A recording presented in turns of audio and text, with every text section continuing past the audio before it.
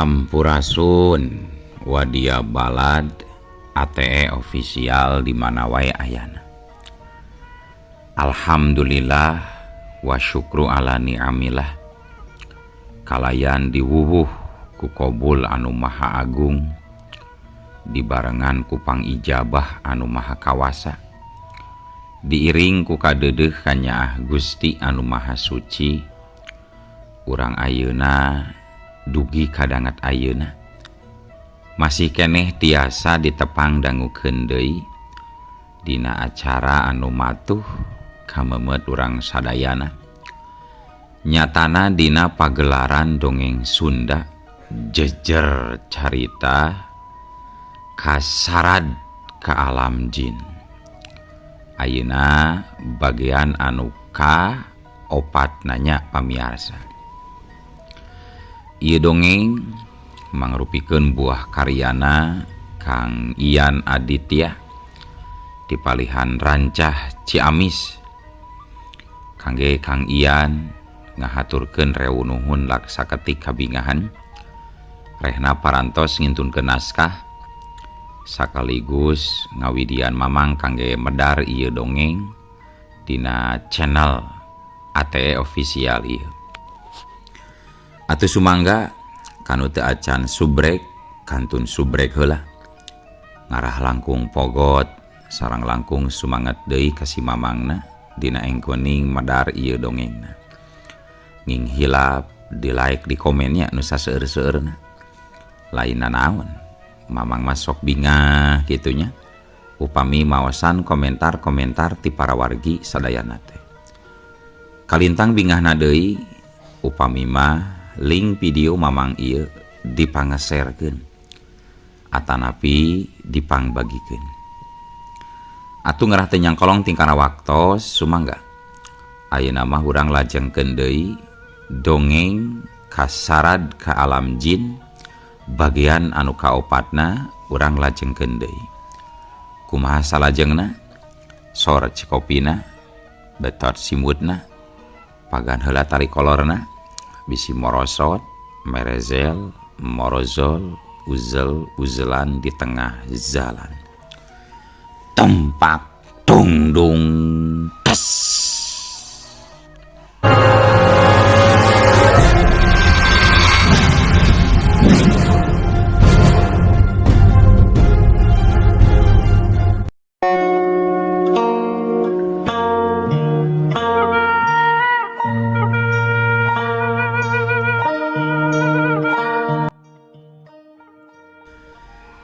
Para wargi sadayana,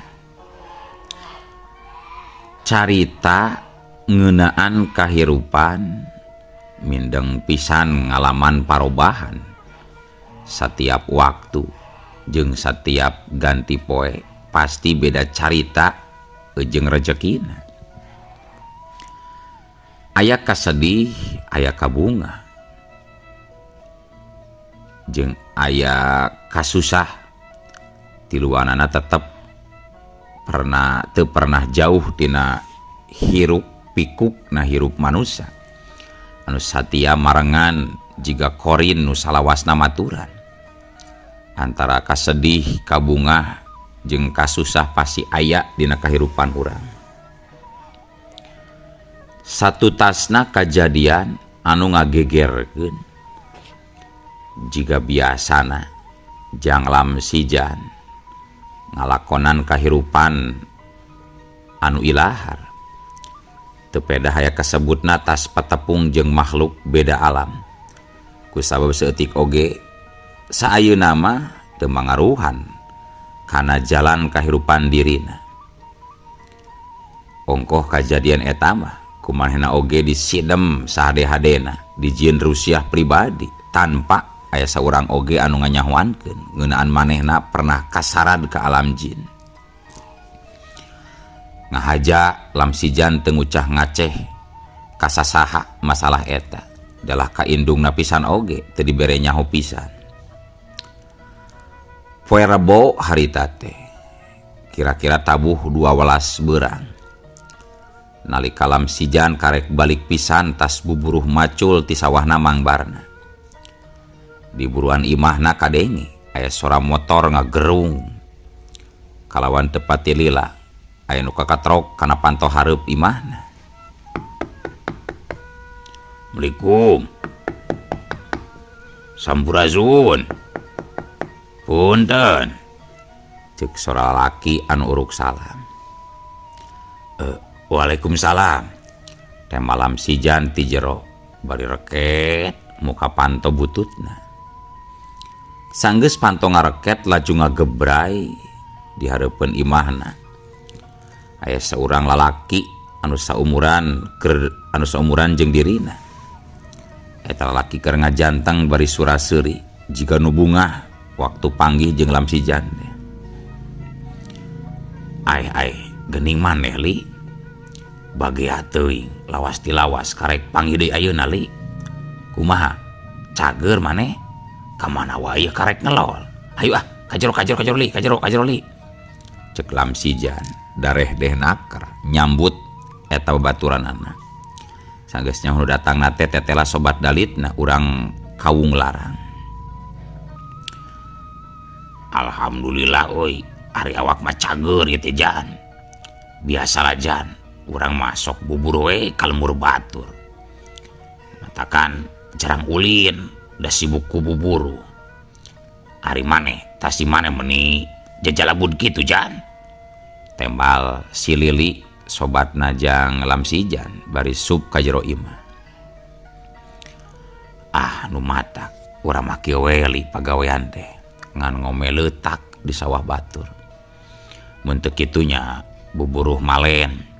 Deui wal ti kitu ari kasab di lembur mah naon deui atuh. Sok atuh dieu heula li. Urang rek mandi heula sakedeungnya rek ka pancuran. Hampura ye ditinggalkeun heula sakedeung. Cek lamsijan. Jan, nu penting mah halal we lah, rek naon, rek nain, rek kitu rek kieu. Sok we jalankeun anu penting halal. Jeung bisa nyumponan kana pangebutuh hirup. Nya sok atuh ari rek mandi heula mah. Urang nungguan we di dilah bari wudu dieu, sok. Kitu cek si Lili nembalanana. Samantara lamsijan gura-giru indit rek kapancuran heula.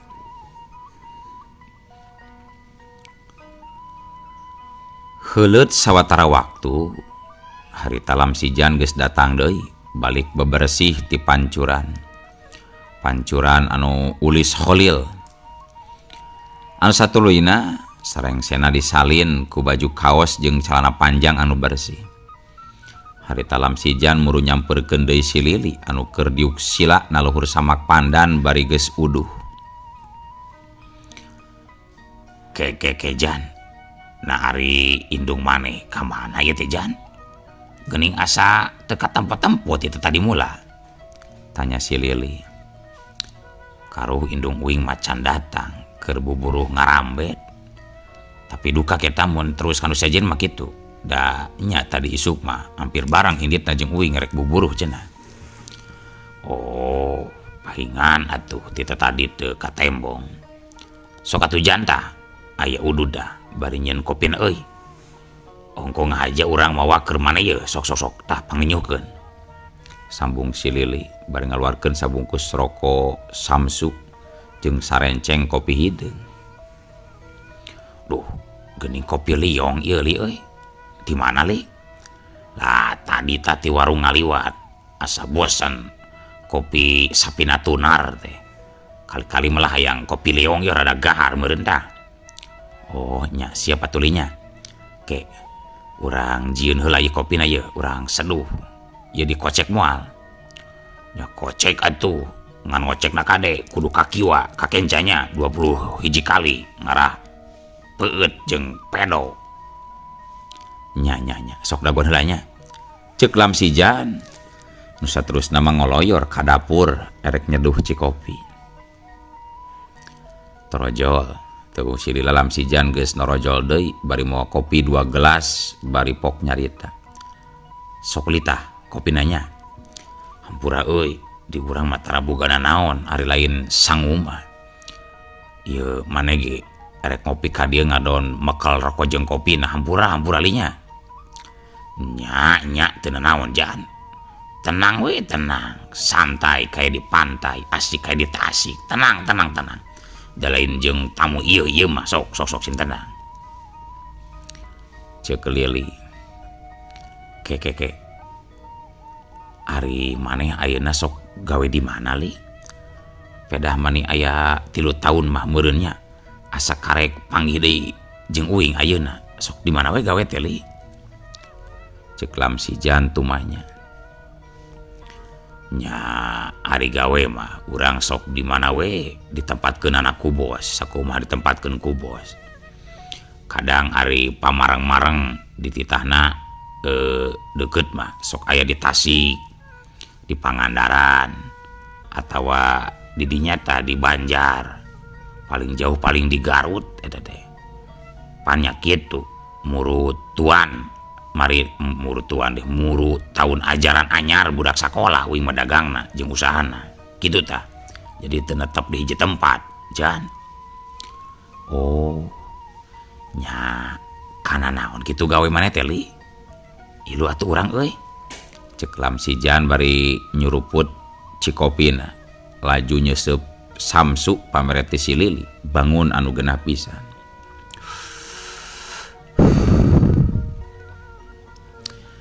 Nyaeta kuring madagang buku LKS jeung buku kurikulum kaunggal kelas gitu. Jadi ngudag-ngudag tahun ajaran baru we gitu, mapai-mapai sakola-sakola. Nu matak nu mawi hulu botak katinggang awi. Urang mana ka dieu sote nya eta pisan. Kahijina meungpeung uing keur nyalse aya di lembur. Nyari nu kadua nama rek ngajak maneh gawe ieu teh jan. Peda urang batur ongko kumaha da teu mun nya ngasupan ka sakola mamawa buku LKS eta. Ceuk Lili bari mencrong ka Lamsijan. Atuh puguh daek pisan li. Mana tadi nawar oge kuring teh yang gawe. Bari sakalian uing teh rek nangan pangalaman di lembur batur. Tapi keheula eta li. Kapan ieu teh urang mah teu boga motor jeung udar-idarna. Jaba deui can bisa cara dagangna oge. Kumaha tuh li euy? Da meureun kudu baceprot ari dagang ka itu mah. Ceuk Lamsijan semua ngaharuk kusabab memang bener. Pikeun manehna mah boro-boro boga motor, dalah sapedah butut oge kapan teu boga pisan. Tenang jan, tenang perkara motor mah. Keun ke kurang diberi nginjeum. Dongko urang pan boga hiji deui di imah teu kapake. Nya sistem nang we masalah eta mah. Keun engke kurang dibapatahan cara meromosikeun buku mah. Babarilah ku nempokeun heula oge sabalik dua balik pasti maneh geus bisa jan. Enteng cara gawe urang mah. Nya syukur alhamdulillah. Nuhun atuh li. Akhirna urang rek ngarantau oge ieu ninggalkeun lembur. Duh, Gusti, mudah-mudahan we atuh digampilkeun sagarupina sing dideetkeun milik rezekina, Gusti. Kitu ceuk Lamsijan. Harita anu kacida bungahna. Dumeh aya nu ngajak dagang. Bukti nama diajak ku si Lili sobatna sorangan. Nu satuluyna harita kadenge deui Lamsijan teruskeun omonganana. Tah. Iraha meureun li mangkatna nya mimiti urang ngilu gawe. Nyangke we poe Minggu jan. Ke poe Minggu urang idit isuk-isuk keneh, tapi inditna teh imah urang. Maneh wayahna we nyampur ka ditunya ka urang, bari sakalian nyokot motor anu tar dipake teh di imah. Temal si Lili bari regot nguyup cikopi liom anu tinggal setengah gelas deui. Oh kitu nya siaplah ari kitu mah. Komo ari poe Ahad mah mangkatna supaya urang di dieu bisa buburu heula keur bekal di ditu jeung meklan emak di dieu ninggalan emak gitu. Nya kitulah. Sabot keur uplek ngobrol kitu torojol teh. Indungna Lamsijan diunah teh norojol datang hol ti sawah balik buburuh ngarambet. Ai ari ieu teh jang Lili lain. meni asa pangling ayeuna mah rada lintu. Kamana we tujang Dili asa karek ngelol deui? Tanya Maunah bari terus diukna talupu. Mohon laras mak ieu Lili. Puguh abdi teh nya sok merantau we abdi teh jarang aya di lembur. Sok nuturkeun hidung suku geuning mah. Kumaha mak? Damang mak? Alhamdulillah saenaeun mah sehat jang. Syukur atuh ari sok merantau wae mah. Berarti usaha meureunannya ari kitu mah jang. Ajakan atuh tah si Sijan karunya di lembur mah kukurusukan we kaleuweung pamanggul kai tuluy ngulang-ulang we pacul ngura keneh teh. Cek Maunah bari ngareret ka anakna. Nyama pugu matak abdi ka dieu oge. Abdi terek ngajekan silam Sijan gawe kukurilingan. Mape-mape lembur milang-milang kori kitu tah mah. Alhamdulillah, heueuh atuh syukur ari si Sijan rek dibawa mah ku maneh. Maka cida bungahna Sujang. Kitu tembal Maunah milu bunga. Geus atunya jang. Ieu mah rek kacai heula ieu meuni kalotor kieu. Oh nya, mangga. Sanggeus kitu mah leos we. Maunah ngaleos rek bebersih ka pancuran. Nu satuluyna sanggeus rengse obrolan inti nama antara si Lili jeung Lam Sijan, laju ngawarangko ngaler ngidul sagala dicaritakeun sagala diomongkeun. Para wargi sadayana dunya harita karasana rada rineh muterna teu siga biasana anu sok ngagorolong gancang kawas roda nasib anu teu bisa dicekal. Kitu nu karasa ku Lam Sijan dina waktu harita. Waktu teh siga cicing di antara dua poe anu ngagantung. Maklum harita Lam Sijan keur aya nu ditungguan nyaeta poe Ahad anu baris mawa lalakon anyar dina jero kahirupanana. Akhirna sanajan rada seuseut seuat cunduk oge kana waktuna ninggang kana mangsana. Cunduk kana titi mangsa Lam Sijan muka lambaran anyar. Nalika geus datang poe Ahad, isuk-isuk keneh nalika sumiratna cahaya sang surya anu mawa kahegar kasakumna pangeusih dunya. Kajaba Maunah anu ngarasa sedih dumeh rek ditinggalkeun nyaba kudu jadi anakna anu ngan ukur hiji-hijina. Cimata Maunah teu kaampeuh murubut ngabaseuhan pipina anu geus kariput. Ting karecelak ngagarajag ragragan ninggang lemah. Bari dumareuda Maunah mapagahan heula kanu jadi anakna anu sakedeung derek miang. Jigjang ku emak didungakeun pisan, ku emak dijurung laku sing panggih jeung kabagjaan kalawan dipaparin milik anu alus ku Gusti anu Maha Suci. Malah mandar maneh bisa ngarobah nasib ngarahirup teripuh teuing jiga emak. Kade sing jadi jalma jujur, sing bager ulah rek kabawa ku sakaba-kaba. Poma mama ujang poma sing inget da urang mah kudu ngarumasakeun diri jalma teu boga, jalma balangsak pepeujeuh udah rek ninggalkeun kawajiban anu 5 waktu. Sok sanajan sakumaha urang repotna oge da eta mah geus jadi kawajiban. Hampura emak moal bisa makelana naon salian tipang dunga we supaya maneh dilancarkeun sagala urusan jeung dipeparin kasehatan kitu tah Sujang. Cek Maunah bari gabrug ngarangkul nu jadi anakna. Mohon mah nuhun pisan abdi tos didungakeun oge. Abdi mah kalintang sugemana mah. Nya mudah-mudahan we emak di dieu sing salawasna aya dina penang tayungan mantenna. Insyaallah mun abdi tos aya rezeki nama, emakku abdi pasti dikiriman nepikeun kaperyogian sadi dinten emah. Tembal Lamsijan tepati panjang lebar. Sabab manehna teu kuat nahan sesekna rasa kasedih alatan rek paturai jeung indungna anu geus ngatik ti leutik ngadidik di bubudak. Selang samanit kahareup di buruan imahna kadenge sora motorna mangbarna anu rek ngajajabkeun Lamsijan. Kadenge eta motor geus ngagerung.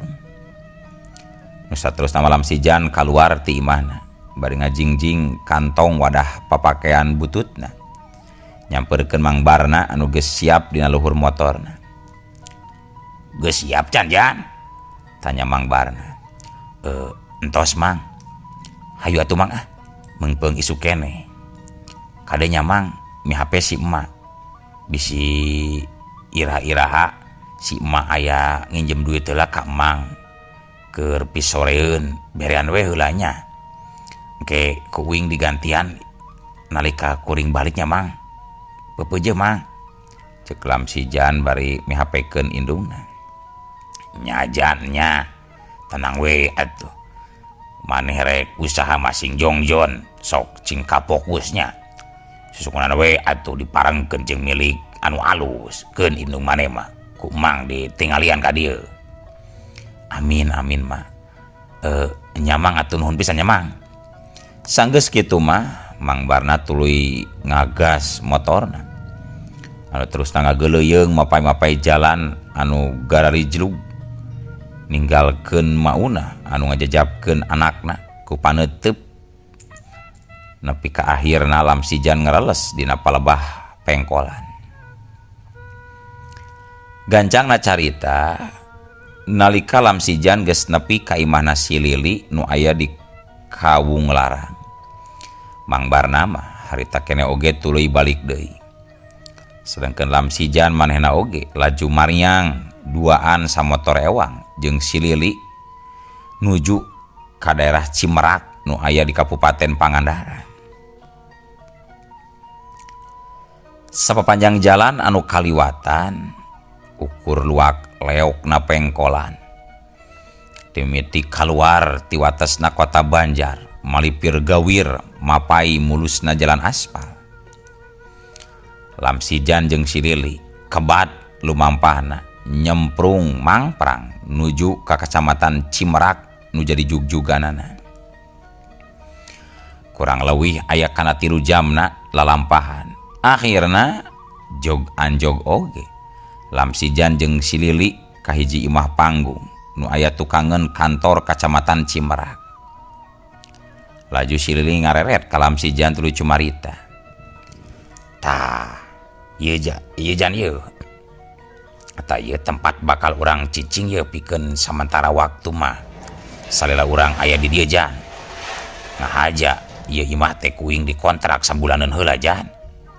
Ceuk si Lili ka Lamsijan anu keur markirkeun motor di lapang poli hareupeun eta imah anu lumayan butut. Oh nyali. Nya mudah-mudahan we atuh urang betah jeung gampang nya rezeki di dieu. Tema Lamsijan anu terus asup ka jero imah sanggeus kunci pantona dibuka ku si Lili. Nalika asup ka jero imah teh kulantaran carape geus lalampahan jauh. Lamsijan mah langsung ngagoledag dina karpet anu disadiakeun ku nu boga imah. Tapi karek oge ngagoler, na atuh ari kolepat teh. Sajuringkang jiga aya kalangkang hejo ngolepat asup ka jero kamar. Atuh Lamsijan gentak istighbar bari ngarampa batu mustika hejo pamahanan ti Nyi Patimah teh. Astagfirullahalazim. Kitu pokna Lamsijan nu saterusna ngusap beungeun. Aya naon Jan? Jika manggi karuas kitu geuning aya naon Jan? Tanya si Lili anu keur meresan buku-buku LKS pikeun jualeun isu. Ah, henteu li. Pedah kuring rek ngalenyap wae bieu asa kasarean. Aduh teu kuat capek. Tema Lamsijan ngilungan padahal na hatena ngagerentes. moal kitu Nyi Fatimah mah nuturkeun ka aing. Sabot keur kitu si Lili ngomong deui, "Jan, mending beresan heula tah buku bawaeun isuk supaya engke isuk tinggal mangkat Jan lah. Geus kewe sarema. Sapoe isuk mah barang we heulanya jeung urang dagangna. Engke maneh tinggal tampokeun kumaha cara urang meromosikeun ieu buku hareupeun budak sakola. Tapi kade ulah poho samena maneh kudu nepungan heula kepsek sakola pikeun minta izinnya." "Oh nya, siap Lali, siap. Ceuk Lamsi Jan teu lebat catur deui. Manehna terus meresan jeung milihan buku-buku anu rek dibawana pikeun poe isu. Tapi karek oge Lamsi Jan cengkat laju nyekal buku. Nah atuh ari keur kitu ujug-ujug eueuh waktosna kabujeng seep wadia balad ATE official keun atunya. Ieu dongeng teh urang cekapkeun we heula dugi ka dieu. Insyaallah enjing pageto baris dilajengkeun deui. Atuh ku kitu ku kieuna mamang saja amit mungkur amit mundur ti payuneun para wargi sadayana. Hayu ah. Assalamualaikum warahmatullahi wabarakatuh.